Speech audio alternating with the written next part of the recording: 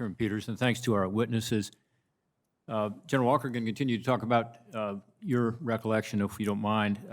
This morning, you have testified that you received this letter from Army Secretary McCarthy on January 5th, so just the day before the attack on the Capitol. In that letter, did Secretary McCarthy prohibit you from employing the National Guard's Quick Reaction Force without his authorization? So I have the letter in front of me, and his letter does not, but it is the Secretary of Defense says that I have to use it as a last resort. But the Secretary of the Army told me, and it's I have the letter, that I could not use the Quick Reaction Force. I'll just read it. Yeah. I withhold authority to approve employment of the District of Columbia National Guard Quick Reaction Force and will do so only as a last resort in response to a request from an appropriate civil authority. Yeah. I will require a concept of operation prior to authorizing employment of a quick reaction force.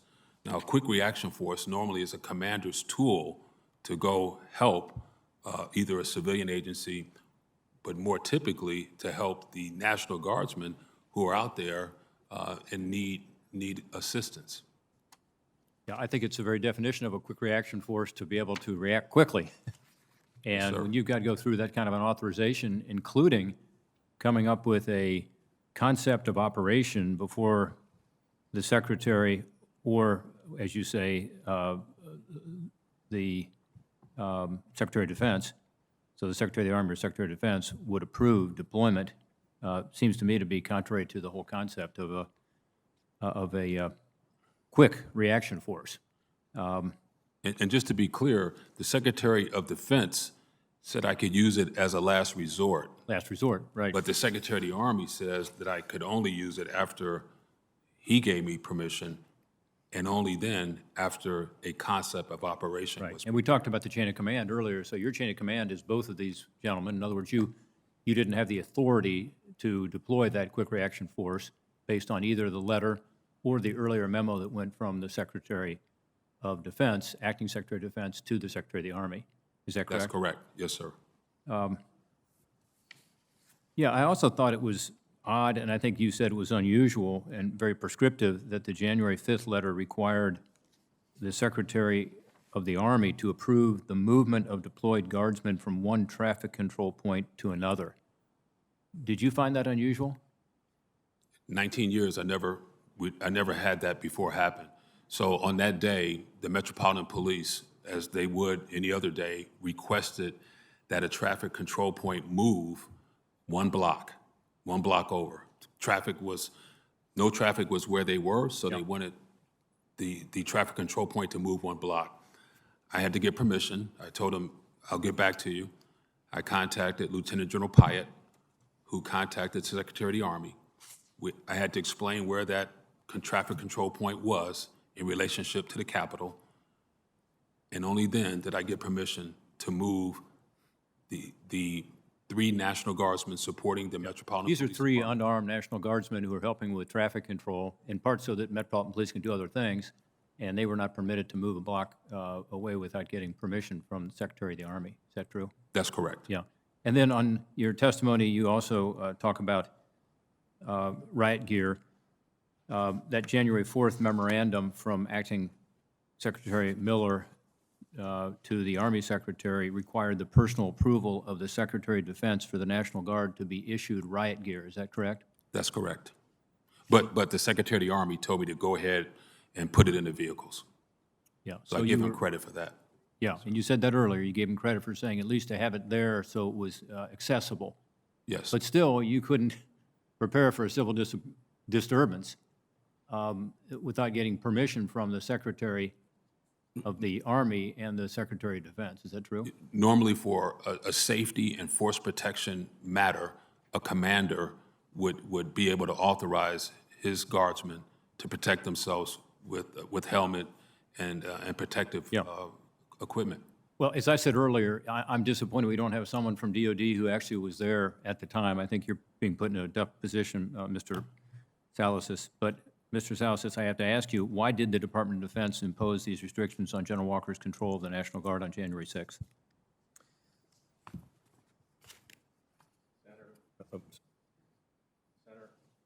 I apologize. I got it now. Senator, Secretary Miller wanted to make the decisions of how the National Guard was going to be employed on that day.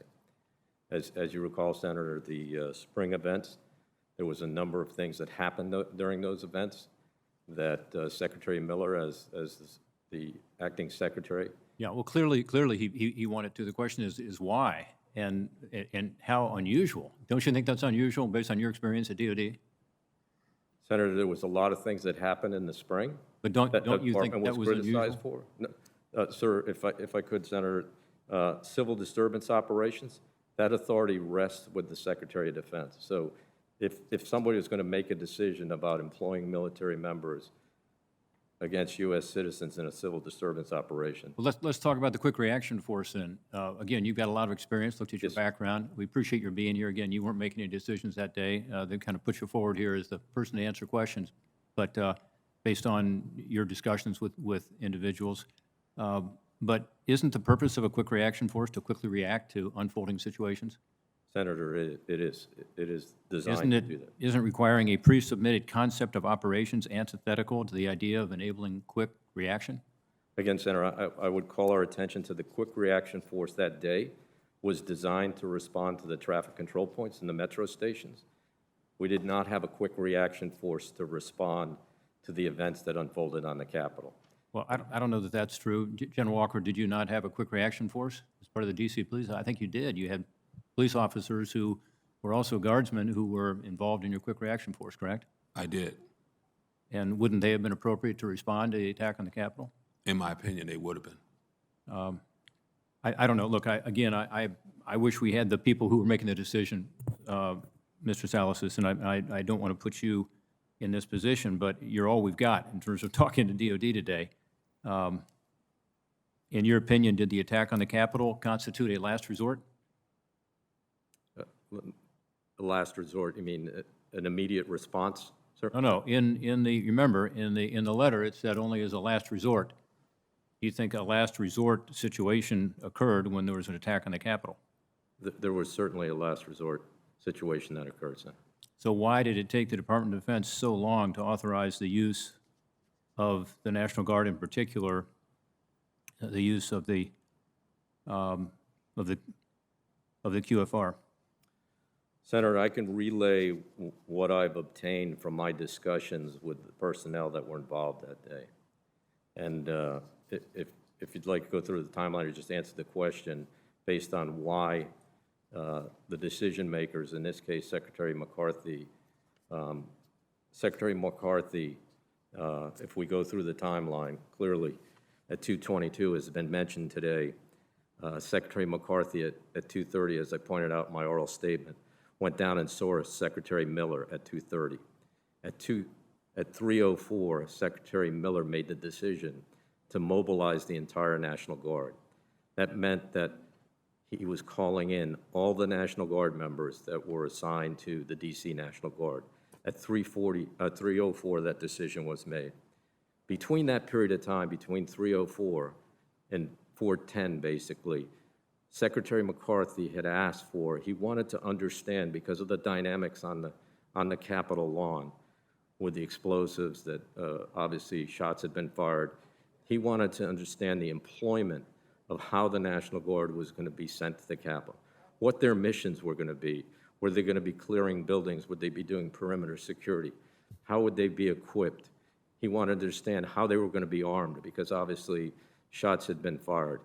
He was asking a lot of questions to understand exactly how they were going to be employed here at the Capitol and how many National Guard members needed to be employed on the Capitol. Let me just say, with all due respect, and my time is coming to an end, 3 hours and 19 minutes, 3 hours and 19 minutes from the first call, plea, really, with his voice cracking with emotion, as the Major General said.